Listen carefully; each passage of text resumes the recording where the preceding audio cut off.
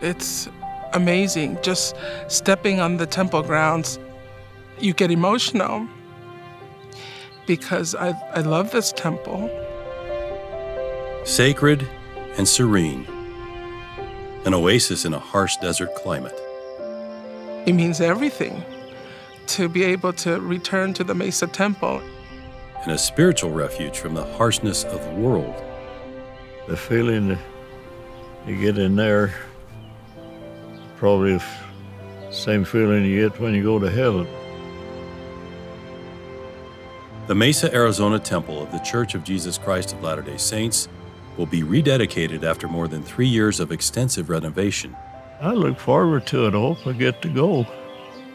Larry Frost remembers witnessing the original dedication in 1927 as a 10-year-old boy. It took us 2 days to come down here on a very rough road. Now, at an energetic 104 years old, Larry looks forward to witnessing the rededication of his beloved temple, which has blessed his family for generations and where he worked as a volunteer for 20 years. My time at the temple was a very choice time. The Mesa Temple holds deep connections to thousands of families that have passed through its doors for nearly a century. The reason why this is special to me is because it's the temple that we were still as a family. Elizabeth recalls selling everything her family owned to make the costly journey from El Salvador to Arizona, to be joined together as a family forever. Over the years, large groups of Latinos have done the same, made possible by a significant event that took place in 1945 in Mesa that forever changed temple worship. The first temple ceremony offered in Spanish that now enables millions of families to participate in their native languages across the globe. The connection to the Mesa Temple runs deep with the local community as well. Its grounds are open to all, regardless of belief or faith. The church's invitation to invite the community in for Christmas lights and Easter pageants has created a tremendous amount of goodwill. Improvements were made during the renovation to further enrich those traditions with upgraded lighting and seating for an enhanced guest experience. Also new to the temple grounds, the relocation of the visitor center and a larger reflection pool for an unobstructed view that directs the focus toward the temple. A fresh landscaping design with conservation in mind. We saved over 300 plants and trees that are back on this site that we had to carefully work around. And to conserve a precious resource in this arid environment, a new irrigation system collects and reuses water.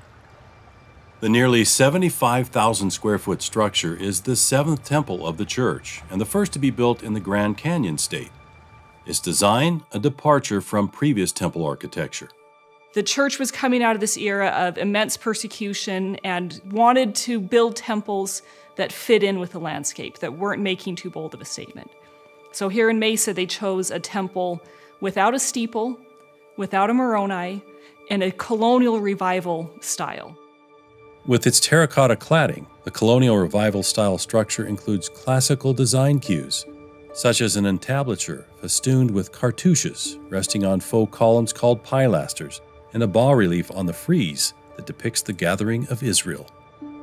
You have scenes of America, of South America, of the Pacific Islands, of Europe coming to the temple. And as you get closer to the west entrance, so the main entrance of the building, the figures on those panels become more animated, more lively. They're in a bigger rush to get to the door and enter the building. The exterior improvements, only half the transformation. Significant changes occurred on the interior as well. We had to work with historic structures and new structures and blend them together to make them look like they're unified and part of the same system. Updating with more efficient utility systems, especially air conditioning, were at the top of the list. I grew up in Mesa, and my parents, I can remember them saying, "Oh wow, it was really hot in the temple today." And that has been a constant concern, that the patrons are comfortable. Utility improvements required removing some instruction room walls, a few with mural sections that couldn't be safely restored. Remnants of the original pieces now grace other areas of the temple. An artist was commissioned to create new murals to completely cover the walls of each instruction room, Similar to how they looked in 1927, the new paintings pay homage to the original artists. Became very connected to feeling akin to them. I felt a harmony and a resonance with their intent in what I was portraying. Precise alignment was key to hanging the canvases and fitting the room's challenging radiused corners and chamfered window enclosures. After it's been painted and blended together, it looks like one piece of canvas that covers the entire wall, but it's really 48 pieces. I came to really love the painters that originally did this work. One of the most extensive restoration projects in the temple, the Grand Hall murals, depicting the church's first president, Joseph Smith, and his brother Hiram, sharing the message of the gospel to the Native American nations. And the baptistry mural, portraying John the Baptist conferring the Aaronic priesthood. Conservators removed layers of paint from years of modifications to reveal the truest version of the original artists. One of my favorite modifications that was removed was the halo of light is back around John the Baptist. Other original oil paintings from a variety of artists are hung throughout the temple, while images of the Savior fill the halls of this sacred structure, reminding guests, this is the house of the Lord.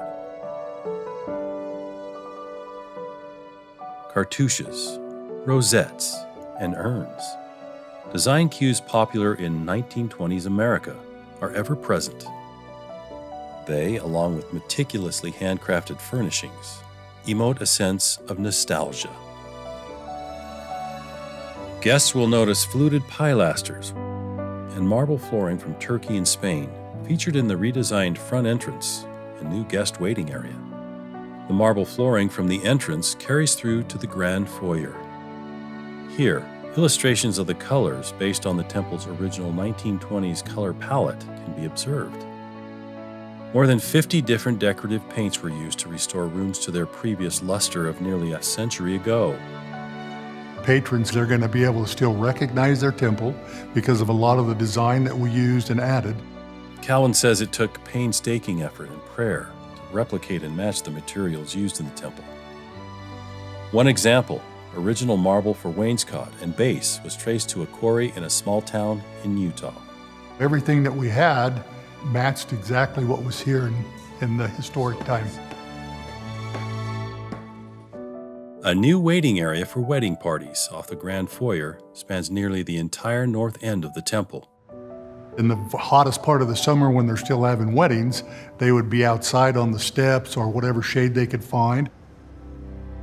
The grand hall of gray granite, one of the least changed spaces of the temple, refreshed, it now appears as it did in the newly completed temple. The bride's room features a crystal chandelier and sconces, walnut millwork, and decorative friezes.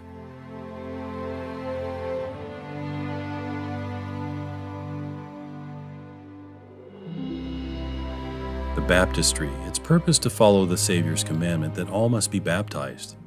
Here, temple patrons can act on behalf of those who did not have the chance in this life. Notable are the rare terracotta mosaic tiles that decorate the font, supported by terracotta-clad oxen that represent the 12 tribes of Israel, and restored paintings depicting the prophet Joseph Smith and Oliver Cowdery performing baptisms. Unique to the Mesa Temple, above the doorways, scriptural passages that invite introspection as patrons progress through the sacred space. Ceiling rooms where families are joined together for time and eternity.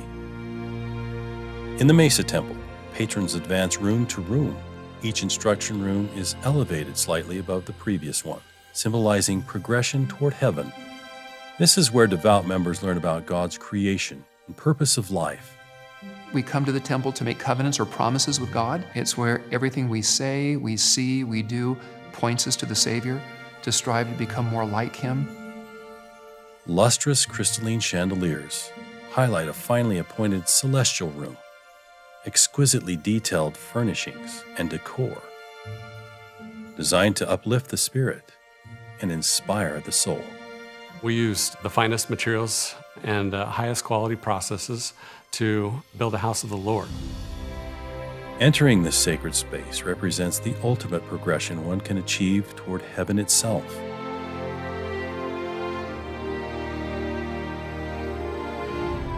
The Mesa, Arizona Temple, with its rich heritage, stands majestic and renewed, ready to once again serve as a heavenly refuge to families and the community.